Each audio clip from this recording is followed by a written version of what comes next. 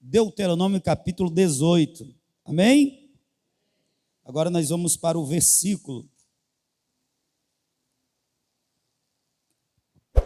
1, versículo 2, e nós vamos saltar para o versículo de número 5. Versículo 1 diz: os sacerdotes levitas, toda a tribo de Levi, não terão parte nem herança com Israel, das ofertas queimadas do Senhor e da sua herança comerão. Versículo de número 2: por isso não terão herança no meio de seus irmãos. O Senhor é a sua herança, como lhes tenho dito. Versículo de número 5: porque o Senhor teu Deus o escolheu de todas as tuas tribos, para que assista e sirva no nome do Senhor, ele e seus filhos, todos os dias.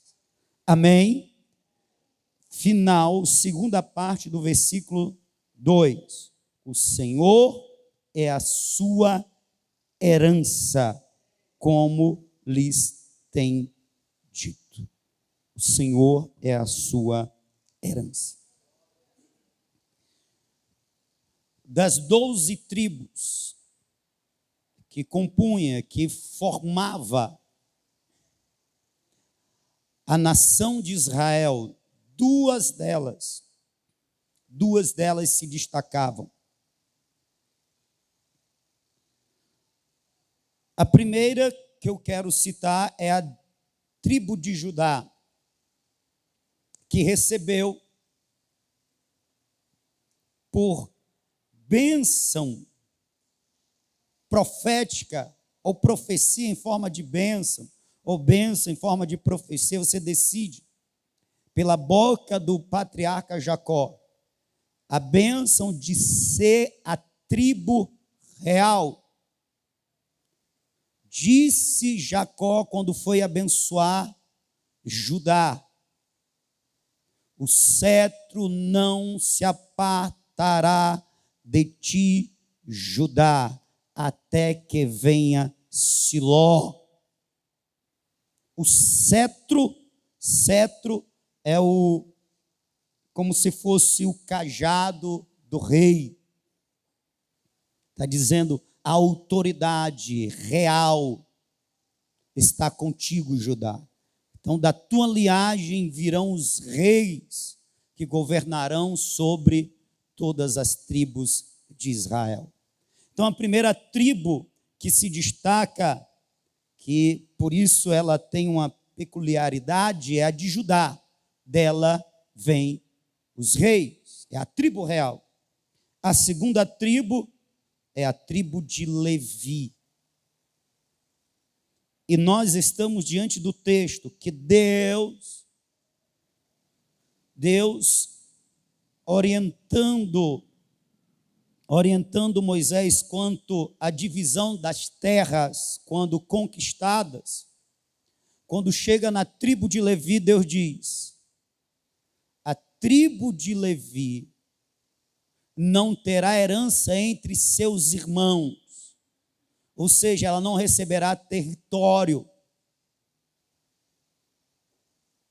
terras, porque a herança da tribo de Levi sou eu, o Senhor.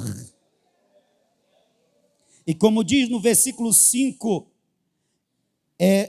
essa tribo foi por mim escolhida para assistir e servir no nome do Senhor. Portanto, se da tribo de Judá vinham os reis, da tribo de Levi vinham os sacerdotes. Se da tribo de Judá vinham os reis para governar, da tribo de Levi vinham os sacerdotes para servir ministrar no templo, mediar a relação entre Deus e o seu povo. A relação era mediada pela tribo sacerdotal, a tribo de Levi, pelos sacerdotes. Judá pertence o governo, a Levi pertence o sacerdócio. O serviço que inclui, entre outras coisas, a mediação, o ensino, a intercessão. Mediação, ensino, intercessão. Mediação, ensino.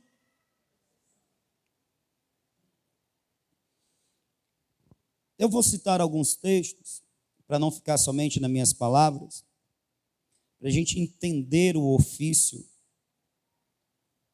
dos sacerdotes que eram da tribo de Levi. O Salmo 42 é a declaração de um sacerdote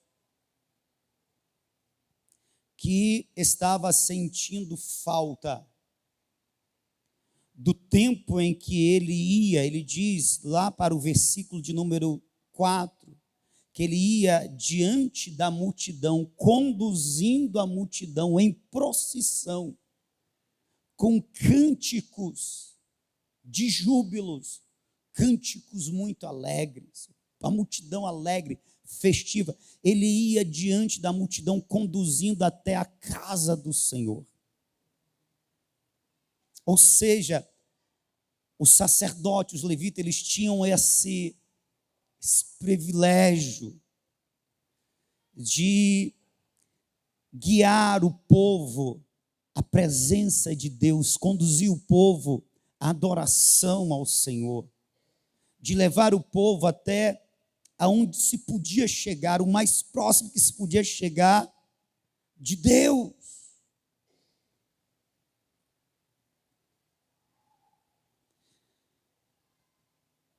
Quanto aos deveres dos sacerdotes, nós temos em Números 27, versículo 21, eles tinham esse privilégio de consultar a Deus. Quando o povo queria ouvir uma direção divina quanto a algum determinado assunto, eles buscavam o sacerdote, os levitas. O sumo sacerdote, ele tinha uns objetos sagrados chamados de Urim e Tumim. Até hoje é um mistério que são eles. Alguns deduzem que eram objetos que, consultados, eles davam uma resposta entre sim ou não. Então se buscava o sacerdote para consultar o Senhor. Vamos ver, né? Vamos ler para não ficar só nas palavras. Números 27, versículo 21. Eu estou falando do ofício dos sacerdotes, que receberam a honra de servir ao Senhor no sagrado.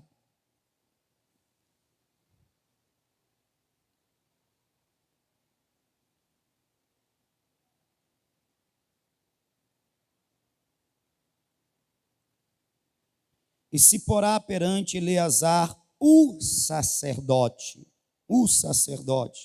o qual por ele se consultará, segundo o juízo de Urim, perante o Senhor, conforme o seu dito, sairão, e conforme o seu dito, entrarão ele e todos os filhos de Israel com ele, e toda a congregação. Então, se quer ouvir a Deus, vai a nação à guerra ou não vai?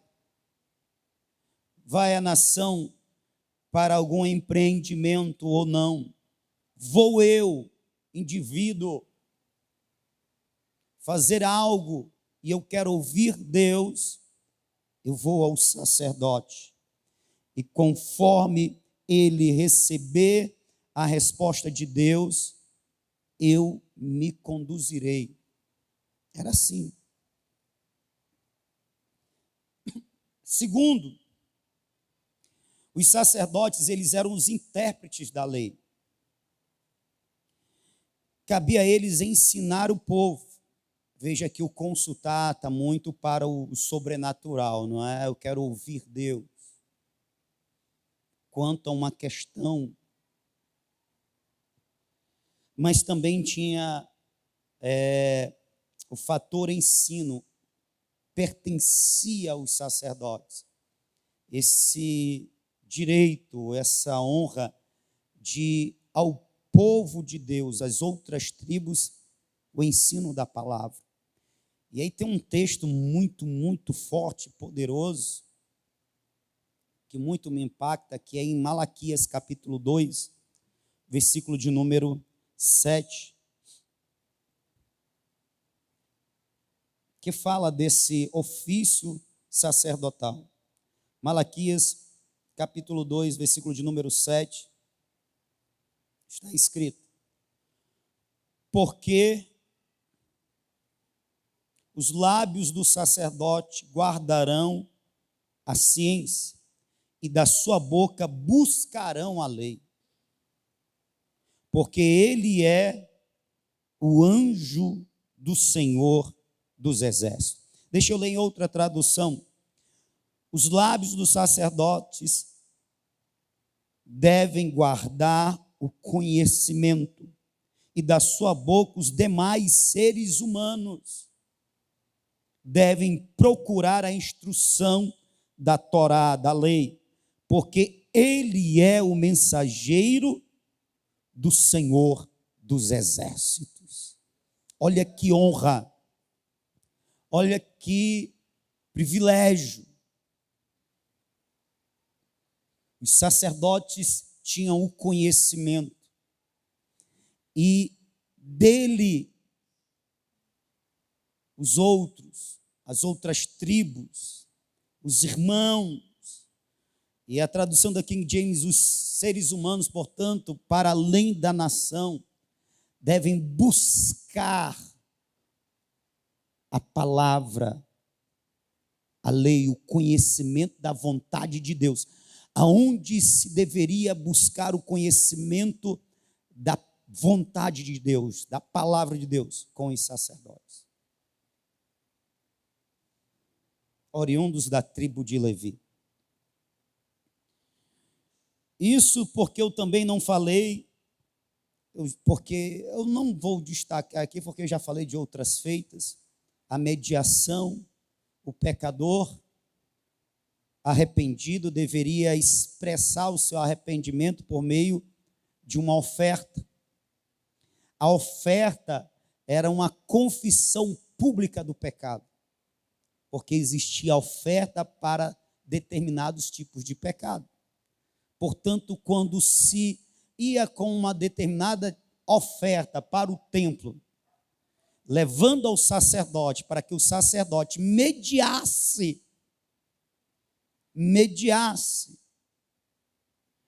quando aquela oferta era apresentada, não apenas o sacerdote conhecia qual pecado havia sido cometido, mas todos que ali estavam. E o sacerdote, ele tinha esse dever sacro de pegar a oferta e apresentar a Deus, rogando o perdão de Deus para o ofertante penitente, arrependido. Eu quero o perdão de Deus, eu vou a quem? Aos sacerdotes. Eu quero conhecer a vontade de Deus, eu vou a quem? Aos sacerdotes. Eu quero a instrução da palavra de Deus, eu vou a quem? Ao sacerdote, porque ele é o Malaque, o mensageiro de Deus. Eu quero cultuar a Deus, eu vou a quem? Eu vou aos sacerdotes. Por que tu acha que os ritos da Igreja Católica têm a mediação do padre? Porque eles seguem o exemplo da antiga aliança. Eu não sei se tem alguém aqui que veio das religiões de matrizes afros. A macumba, a umbanda, quimbanda, o candomblé. Não sei se alguns irmãos aqui teve experiência com essa religião, mas lá o que a gente vê é uma imitação do sacerdócio da antiga aliança, porque lá, para se consultar os orixás, os caboclos e os guias, tem um mediador, ou uma medianeira, que é o cavalo, né? A pessoa que recebe a entidade. Ela não fala direto com a entidade, ela precisa de alguém mediando. É uma imitação do ofício sagrado dos sacerdotes. Quem está me ouvindo, diga amém. Agora preste atenção no que eu vou dizer. Em João, capítulo de número 20, lá pelas tantas do versículo 14, na ressurreição do nosso Cristo Senhor, me dê a sua atenção, por favor. Ele se manifesta primeiramente às Marias, e lá estava Maria Madalena. E elas estão à procura do corpo do Senhor, aquele negócio todo, os anjos aparecem, elas não reconhecem que são anjos. O próprio Senhor aparece, e elas pensam que é o jardineiro. Ou me diz onde está o corpo dele, eu vou lá buscar. Até que o Senhor diz, Maria, e ela reconhece. Pela voz, pela palavra. Não reconhece a fisionomia, o aspecto físico, estético, mas pela palavra ela reconhece. É o Senhor. E ela diz, Raboni, que quer dizer mestre. E é muito provável que ela tente abraçar ou se lançar nos pés do Senhor Jesus em adoração. É muito provável, por quê, pastor? Porque na sequência o Senhor Jesus diz para ela o seguinte, mulher, não me detenha, porque eu ainda não subi para o Pai, mas vai e diz aos meus irmãos que eu subo para o meu Pai, o vosso Pai, o meu Deus, o vosso Deus. Pastor, não estou entendendo. Nesse momento, Jesus diz que não o toque, não o impeça, porque ele ainda, depois da ressurreição, não tinha ainda subido para apresentar ao Pai a oferta remidora pelos nossos pecados, que ele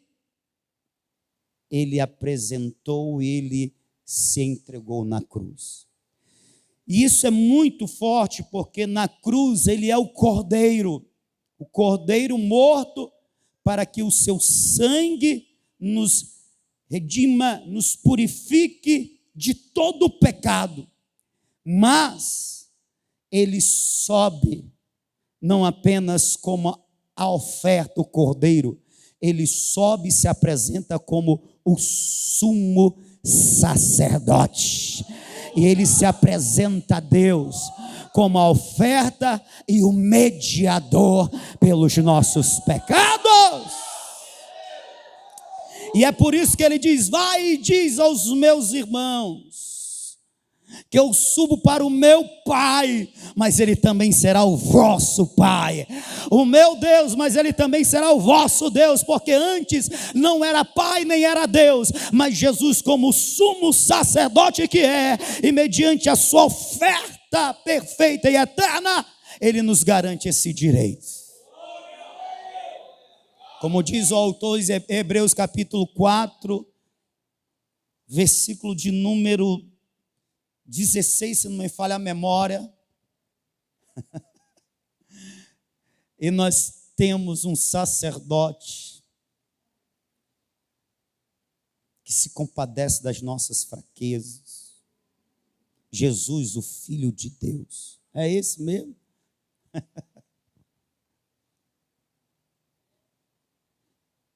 O que eu quero dizer com a citação desses versículos? Eu quero afirmar o seguinte: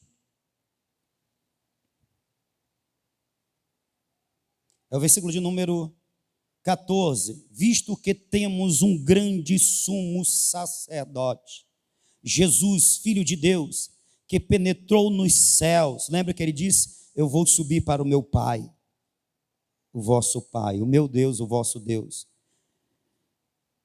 Ele penetrou os céus. Retenhamos firmemente a nossa confissão. Porque não temos um sacerdote que não possa se compadecer das nossas fraquezas. Porém, um que, como nós, em tudo foi tentado, mas sem pecado. O autor Hebreus, ele está registrando este fato. Qual o fato? Que Jesus, ele vem para cumprir uma missão, e ele cumpre essa missão na cruz, e ele sobe como o cordeiro, mas também como o sumo sacerdote. E quando ele se apresenta como o sumo sacerdote, ele substitui o sacerdócio levítico.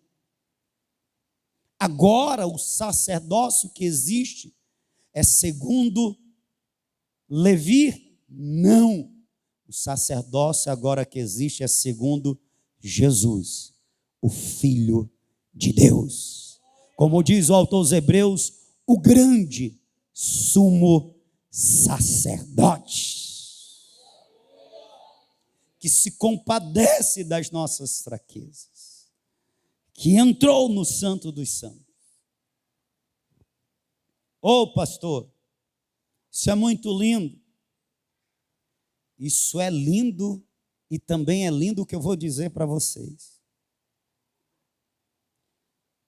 Quando ele assume o sacerdócio, ele dá aos seus discípulos o sacerdócio. O sacerdócio, antes, que pertencia à tribo de Levi, agora, depois da obra consumada e o sacrifício eterno apresentado, o sacerdócio pertence a Jesus, e Jesus, o Cristo, entrega à igreja. Aí você deveria estar lembrando do primeiro versículo, do segundo versículo de Deuteronômio 18. A herança dos levitas sou eu, o Senhor. Aí você deveria estar lembrando do versículo 15. Porque eu os escolhi para que me sirvam, para que estejam diante de mim. Aleluia! A quem pertence agora o sacerdócio? Aleluia, pertence à igreja. A igreja está aqui reunida. Aleluia!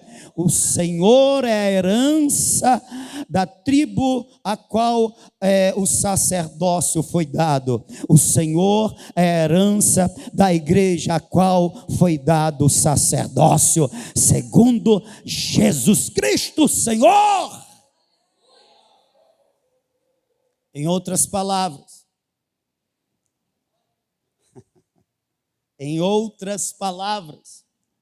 você deveria estar lembrando, mas antes de te lembrar, abra aí a sua Bíblia em Apocalipse, capítulo de número 5, versículo de número 9 e versículo de número 10.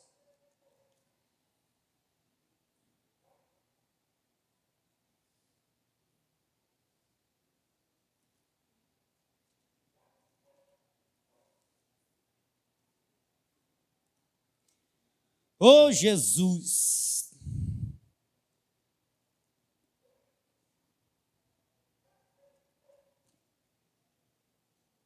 Versículo 9 e 10 diz: e cantavam um novo cântico, dizendo: digno és de tomar o livro e de abrir os seus selos, porque foste morto, falando do nosso Cristo, e com o teu sangue nos compraste para Deus.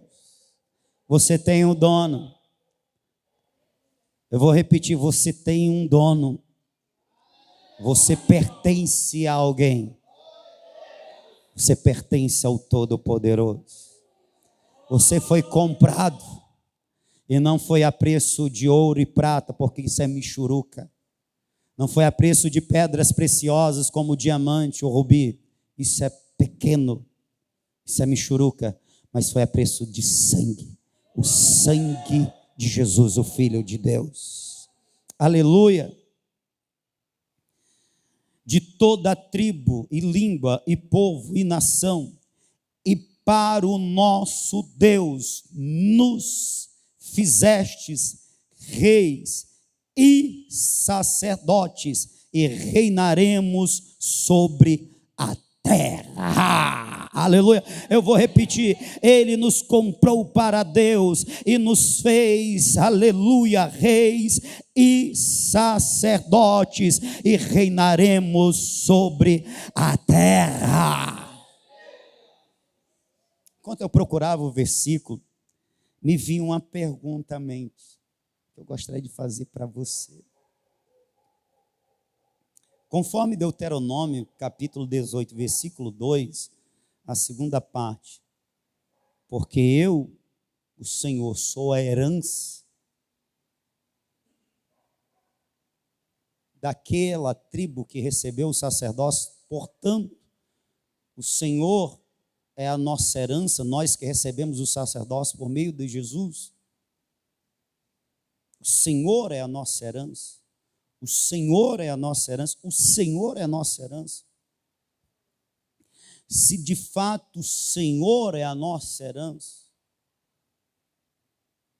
por que nós nos deixamos abalar com coisas que nos frustram, com perdas materiais, quando não conquistamos aqueles bens terrenos? Se o Senhor é a nossa herança, é a nossa riqueza, se o Senhor é o nosso bem maior, e nós o temos e Ele nos tem, por quê? Nós vivemos frustrados e abatidos por qualquer coisa. Por quê, irmãos? Será que é porque nós sabemos, mas esse saber não se tornou uma verdade, um princípio que norteia a nossa vida? Que norteia a nossa vontade?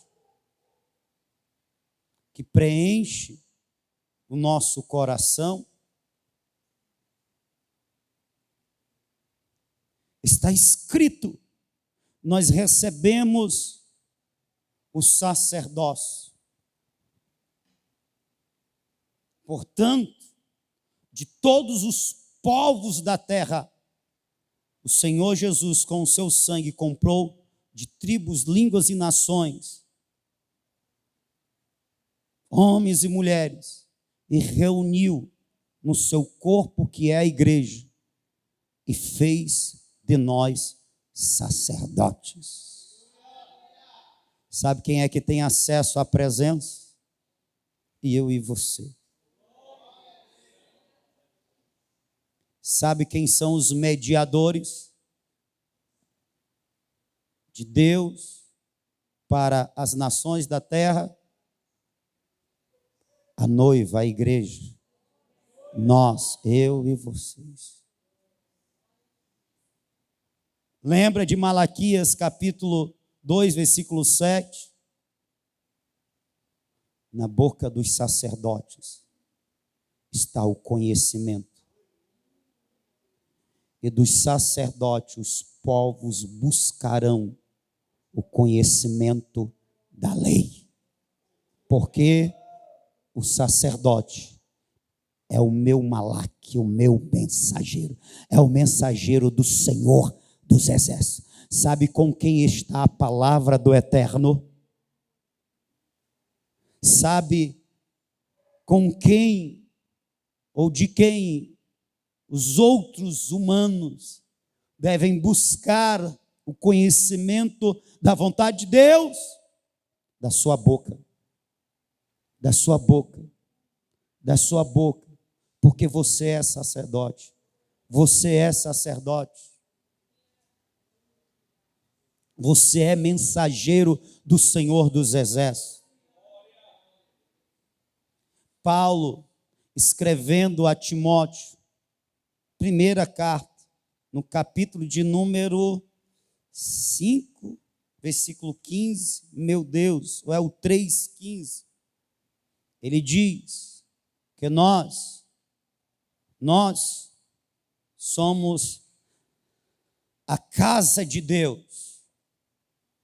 A igreja é a casa de Deus. E mais, nós somos o baluarte da verdade. O que é baluarte? É uma fortaleza. O que é baluarte? É um lugar seguro, invencível, inexpugnável. Nós somos a igreja. Primeiro, a igreja é casa de Deus. Deus habita no meio do seu povo. Aleluia. E segundo, à igreja pertence o direito de declarar ao mundo a palavra de Deus. A palavra de Deus está em nós. Nós temos a palavra de Deus. A palavra que liberta, a palavra que cura, a palavra que transforma, a palavra que dá vida, a palavra que muda a realidade. Está com quem? Está com os sacerdotes. Está com você. Está comigo. Porque foi nos dado o sacerdócio. 1 Pedro, capítulo de número 2, versículo de número 5.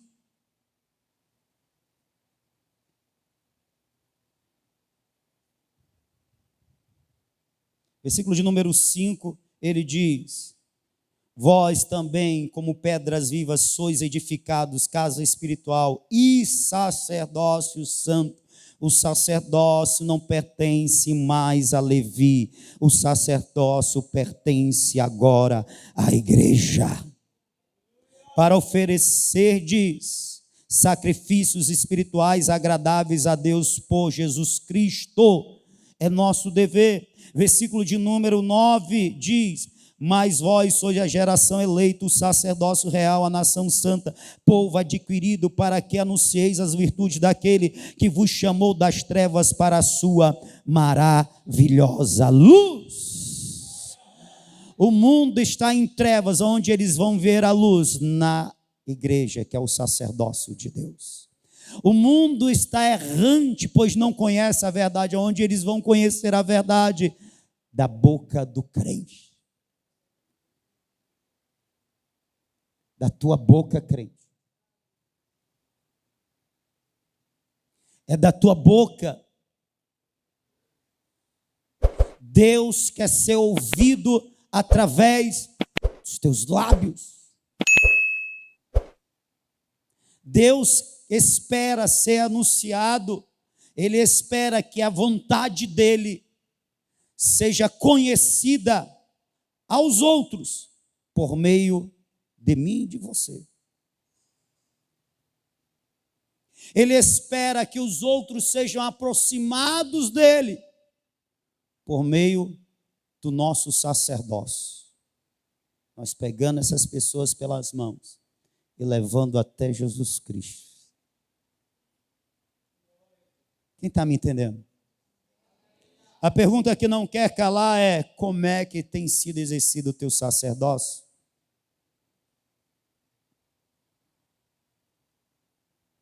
Você tem sido mediador? Você tem sido um instrutor? Alguém que ensina? Você tem sido intercessor? Paulo, escrevendo a Timóteo na sua segunda carta, no capítulo 2, versículo 15, ele diz que nós devemos fazer, capítulo 2, versículo 1, 2 e 3, nós devemos fazer súplicas, intercessões por todos os homens, incluindo os reis, as autoridades, porque isso é agradável a Deus. Quem é que fazia essa intercessão na antiga aliança? Os sacerdotes. Quem é que faz nova aliança? Os sacerdotes da nova aliança. A igreja, eu e você, nós. Quantas vezes você já orou por tua nação? Quantas vezes você já orou pelo teu estado? Quantas vezes você já orou pelo seu bairro? Pastor, quando eu oro pela minha família e por mim. Você está em falta.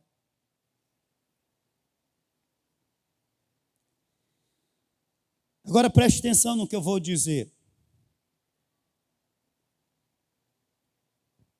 Os sacerdotes, aleluia, para iniciarem o seu ministério, que era servir, assistir diante de Deus, portanto, a execução de tudo que acontecia no culto, além da mediação, intercessão, ensino, pertencia aos sacerdotes.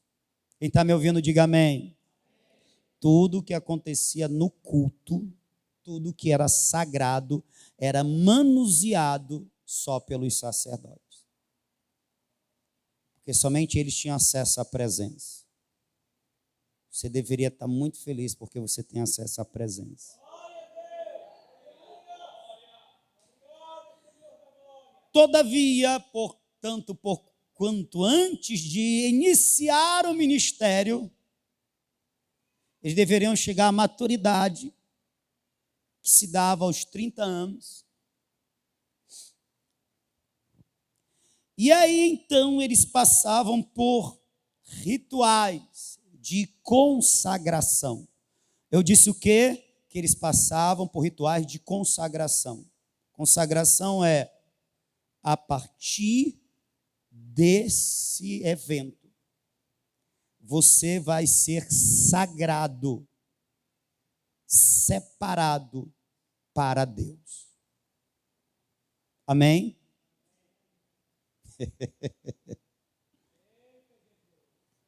Eu quero ler eu quero ler esse ritual, né, que tinha algumas coisas interessantes que aconteceu. Abra aí a sua Bíblia em Êxodo, capítulo de número 29.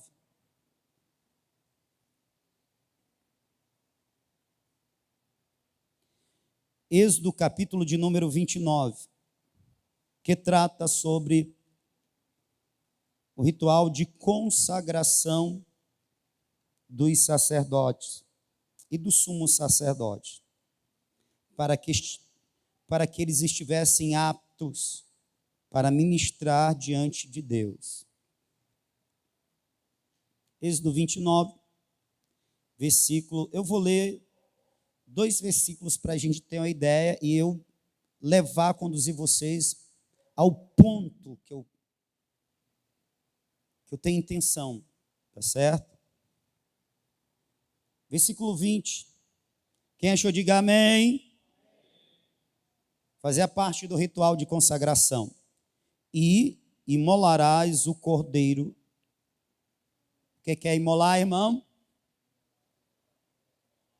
Degolar, para que é o sacrifício, né? Fosse derramado sangue. E tomarás do seu sangue e o porás sobre a ponta da orelha direita de Arão, primeiro sumo sacerdote, e sobre as pontas das orelhas direitas de seus filhos, os primeiros sacerdotes. Esse ritual ia ficar sendo repetido de geração em geração, todas as vezes que fossem consagrado o sumo sacerdote e os sacerdotes. Era o ritual de consagração. Como também sobre os dedos polegares das suas mãos direitas e sobre os dedos polegares dos seus pés direitos. E o restante do sangue as espalharás sobre o altar ao redor. Versículo 21. Então, tomarás do sangue que estará sobre o altar e do azeite da unção e os aspergirás sobre Arão e sobre as suas vestes e sobre seus filhos e sobre as vestes de seus filhos com ele, para que ele seja santificado, e suas vestes também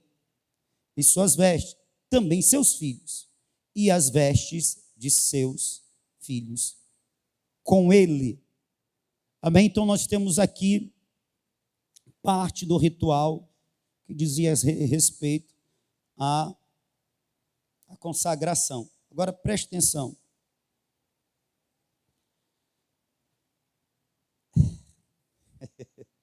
Aleluia, Jesus. Obrigado, meu Deus. Preste atenção. O ritual consistia em tomar do sangue do sacrifício feito por eles e molhar a ponta da orelha direita, a ponta do polegar da mão e a ponta do polegar do pé direito. Amém?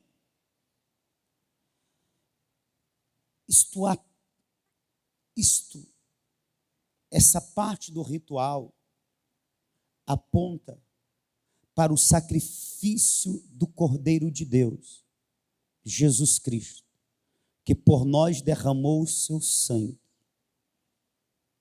para nos remir do pecado e nos tornar idôneos, aptos para se relacionar com Deus, ter comunhão com Deus, estar diante da presença de Deus.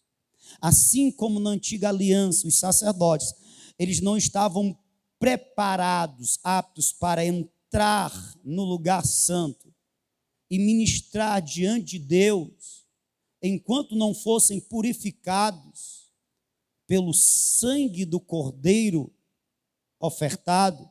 Assim também nós, antes de conhecermos a Cristo, nós não tínhamos acesso à presença, nós não tínhamos comunhão, nós não éramos idôneos, aptos, mas mediante o sacrifício, o sangue de Jesus, aleluia, nós fomos aproximados, nós fomos reconciliados, aleluia, nós temos amizade e comunhão com o Pai. Por isso Jesus disse: vai e diz aos meus irmãos, subo para o meu Pai, o vosso Pai, para o meu Deus, o vosso Deus. O sangue de Jesus nos garante isso. Agora preste atenção, onde o sangue era colocado? Na orelha direita. Significa dizer, eu estou sendo consagrado para ouvir o que Deus quer falar. Mão direita, as minhas mãos estão sendo consagradas para servir a Deus.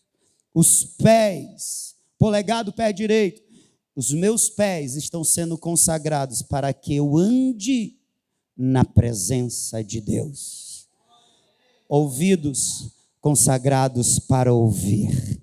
Mãos consagradas para servir. Pés consagrados para andar na presença do Senhor. Você, pelo sangue de Jesus, foi consagrado, aleluia, para ouvir a a Deus. Você foi consagrado para servir a Deus. Você foi consagrado para andar na presença de Deus. Quando Deus se manifestou, aleluia, a Abraão, no capítulo 17, versículo 2, ele disse a Abraão: eu sou o Deus Todo-Poderoso, anda na minha presença e ser perfeito. Eu vou repetir: você foi consagrado. Portanto, as tuas mãos não são para servir a você mesmo, são para servir a Deus, servindo aos outros. Você foi consagrado, portanto, você não é para andar aonde você quer. Esse andar significa fazer e viver conforme você quer, conforme você deseja. Você foi consagrado, você tem um dono, você foi separado, foi, aleluia, foi selado, foi escolhido, portanto consagrado para andar aonde Deus quer que você ande, para fazer o que Deus escolheu para a sua vida. Você não é dono de você mesmo, você tem um Senhor, você tem um dono, o seu nome é Jesus.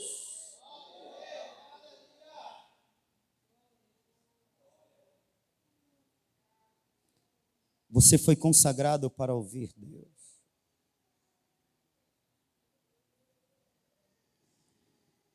Se você foi consagrado para ouvir Deus, por que você fica ouvindo mais o teu coração?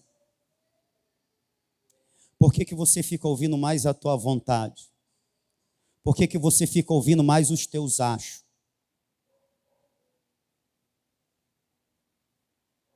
Hein, sacerdote? Hein, sacerdotisa? Juízes, capítulo de número 17, versículo de número 6. Juízes, capítulo 21, versículo 25.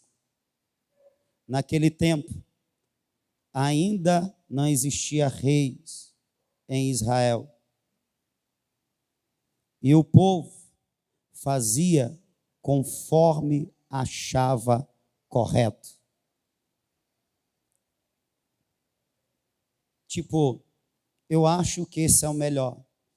Eu acho que isso é certo. Essa é a minha vontade. Essa é a minha escolha. É isso que deseja o meu coração.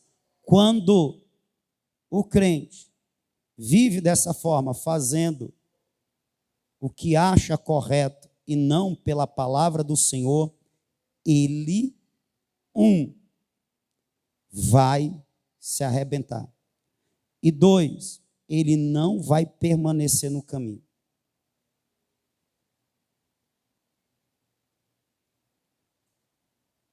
Você lê o livro de Juízes, você vai ver tragédias horrendas que aconteceram, porque o povo vivia não segundo a palavra, mas segundo eles mesmos achavam correto. Sabe quando é que isso acontece? 1, quando o crente é rebelde. 2, quando o crente é ignorante. E o ignorante aqui é que lhe falta conhecimento. Quando falta conhecimento, o crente, ele faz o que acha correto e não o que Deus. E não o que Deus falou nesse ouvido consagrado. Quando o crente é rebelde, ele também só faz o que ele acha correto, porque o coração dele não se rendeu, não é inteiro. Não é íntegro. Então, o que Deus orienta que ele faça, que não é da vontade dele, ele não faz.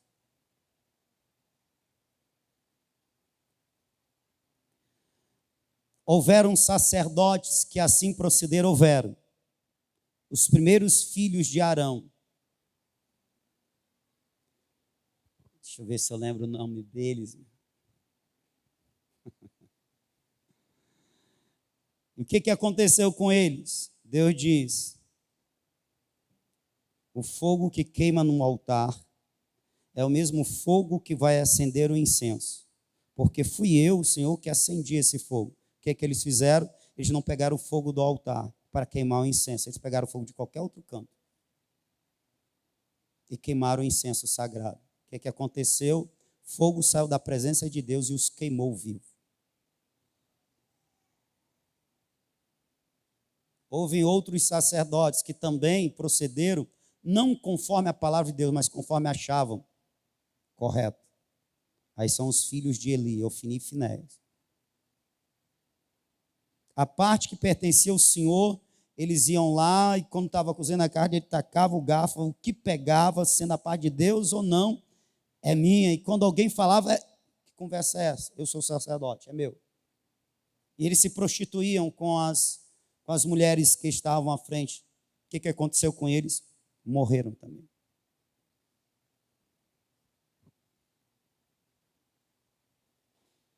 Pastor, e por que isso acontece, pastor? Porque Deus nos chamou para ser um povo que vai manifestar na terra a sua santidade, a sua verdade, a sua luz. Por isso nós não podemos ser trevas, não podemos ser mentira e não podemos ser impuros. Quando a gente vai para o Novo Testamento, olha que interessante. Ah, Jesus.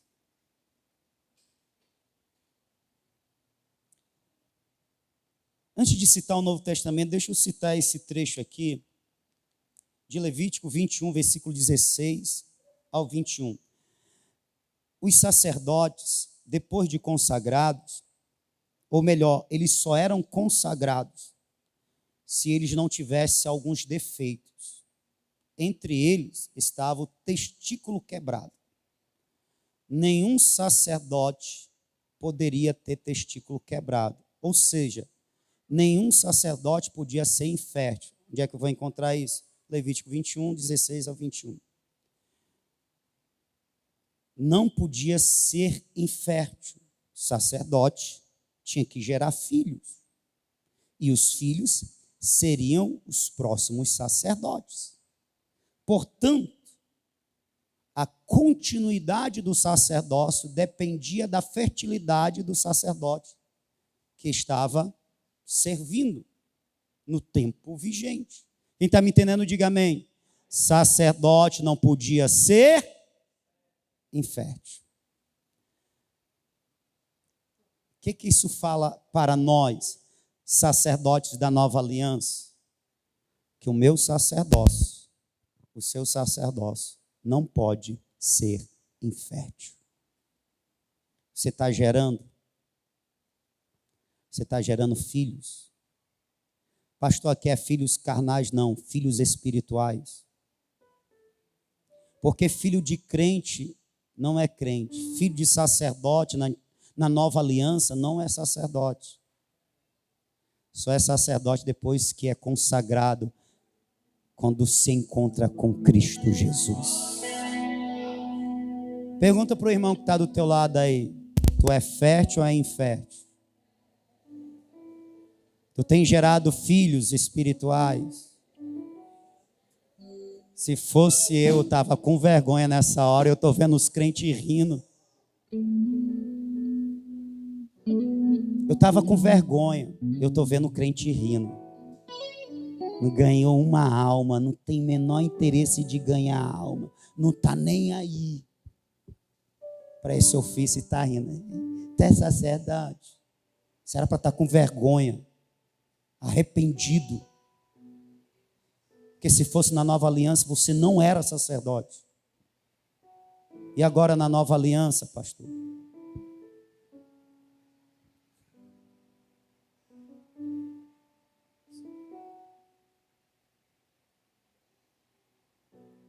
Mateus 7, versículo 19. Toda árvore que não dá bons frutos é cortada e lançada no fogo. João capítulo 15, Versículo de número 2. Toda vara que estando em mim não der frutos, o Pai vem e a corta. Em outras palavras, disse o Senhor Jesus: não foste vós que me escolheste, mas eu escolhi a vós, e vos nomeeis para que vá e deis frutos, e os vossos frutos permaneçam, para que tudo que pedirdes o Pai em meu nome, o Pai vos conceda. Nós fomos consagrados. Primeiramente, nós somos escolhidos e consagrados para sermos varas, árvores frutíferas, fecundas, que inclui mudança de caráter segundo a imagem dele, mas também inclui mãos para servir. Mãos para servir, mãos que servem à igreja, mãos que servem ao mundo, resgatando vidas para o Senhor. Eu não entendi, pastor, se você é uma árvore que não dá fruto, você é semelhante ao sacerdote estéril. E o Senhor Jesus disse que quem não dá fruto é cortado. E quem dá fruto ruim, mal, também é. E quem é que permanece? Quem é que é poldado para dar mais fruto ainda? Quem tem dado fruto. Como é que está o teu sacerdócio? Uau! Palavra, né, pastor? Irmão. Agora deixa eu dizer um negócio para a gente encerrar aqui. Eu não sei se você reparou, mas no versículo de número 21 do capítulo 29, lá no ritual da consagração, depois de molhado a ponta dos polegares e da ponta da orelha, tinha um outro ritual, ou tinha um outro feito que pertencia àquele ritual, que era o óleo da unção era derramado. Versículo 21. Ungirá eles com óleo. O sangue fala de Cristo, fala da cruz de Cristo e fala da conquista da cruz, a amizade, a comunhão com Deus. E o óleo fala do Espírito, fala do Pentecostes e fala do que o Espírito trouxe no Pentecostes. O poder de Deus para nos capacitar para servir. Na cruz, nós somos habilitados para estar na presença, para ter amizade e comunhão. No Espírito, no Calvário, nós recebemos poder para que essas mãos, elas sirvam, para que esses pés andem no caminho que o Senhor tem direcionado. Ei, nós recebemos de Cristo e recebemos do Espírito. Nós temos a marca do sangue e nós temos o cheiro, o perfume do óleo da unção, da presença do Espírito. João capítulo 14, eu acho que lá para o versículo de número 15, 16, eu não estou bem lembrado, Jesus diz: e eu rogarei o Pai, e Ele vos dará outro Consolador, que esteja para sempre convosco, o Espírito da verdade, que o mundo não o recebe, o mundo não o conhece, não o viu, mas vós o conheceis, porque Ele está em vós e Ele habitará convosco. Aleluia. Na cruz nós fomos marcados com sangue, mas após a cruz nós somos ungidos pelo óleo. Na cruz nós recebemos a Cristo. aleluia. Mas após a cruz, nós recebemos o Espírito do Senhor. Na cruz nós somos santificados pelo sangue, mas com a vinda do Espírito, nós somos cheios do poder, nós somos cheios de força, nós somos cheios de habilidade, nós somos cheios dos recursos dos céus, provindos pelo Espírito de Deus, para sermos testemunhas, exercermos o nosso sacerdócio na terra e glorificar o Deus Criador. Em outras palavras, só é um mau sacerdote, uma má sacerdotisa quem quer. Em outras palavras, só é negligente com esta graça, com essa honra quem quer.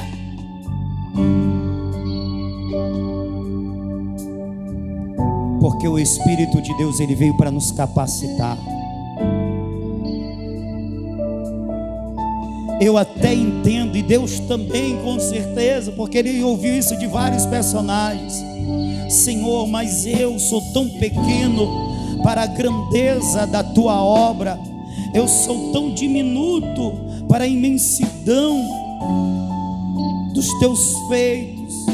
Sim, a obra de Deus sempre vai ser gigante se comparado às nossas habilidades, à nossa condição. Sim, ele ouviu isso de Moisés, ele ouviu isso de Gideão, ele ouviu isso de mim, ele ouviu isso de você. Você que quer servir e não você que quer negligenciar.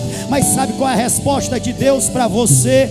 Eu te ungi, eu te enviei o meu Espírito, ele está em vós, ele habita convosco, é ele quem te capacita para realizar coisas grandes que a minha obra exige, que o meu chamado na tua vida exige. Você vai continuar sendo pequeno, mas aquele que está em você é grande. Você vai continuar sendo fraco, mas aquele que está em você é forte, é poderoso. Você vai continuar sendo inapto, mas ele vai continuar sendo aquele que te dá habilidade, que te capacita, que te prepara para a grande obra do Senhor. Ei, sacerdote, vamos deixar de fora, ou melhor, vamos lançar fora essa negligência e vamos recorrer à unção para sermos capacitados e melhor sermos usados por Deus. Amém? Quem quer isso? Aleluia. Vem aqui à frente então.